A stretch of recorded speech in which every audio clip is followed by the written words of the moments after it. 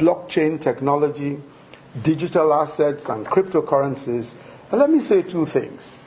First is that there is no question that blockchain technology generally, and cryptocurrencies in particular, will in the coming years challenge traditional banking, including reserve banking, in ways that we cannot yet imagine. So we need to be prepared for that seismic shift, and it may come sooner than later. Already, remittance systems are being challenged. Blockchain technology will provide far cheaper options to the kind of fees being paid today for cross-border transfers by banks.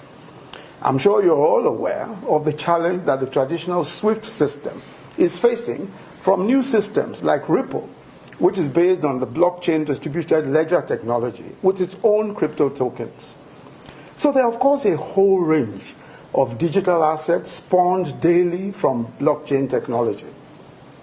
Decentralized finance, using smart contracts to create financial instruments in place of central financial intermediaries, such as banks or brokerages, is set to challenge traditional finance.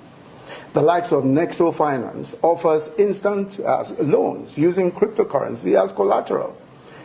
In fact, some reserve banks are already investigating their own, issuing their own digital currencies. Clearly, the future of money and finance, especially for traditional banking, must be or is as exciting as it is frightening. But as we've seen in many other sectors, disruption makes room for efficiency and progress.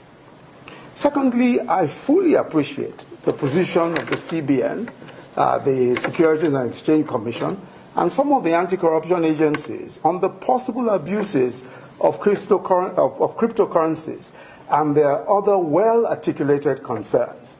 But I believe that their position should be the subject of further reflection.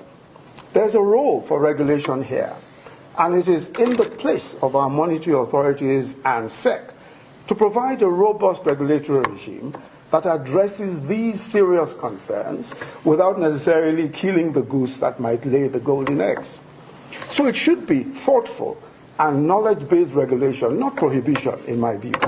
The point I'm making is that some of the exciting developments we see call for prudence and care in adopting them, and this has been very well articulated by our regulatory authorities. But we must act with knowledge and not with fear.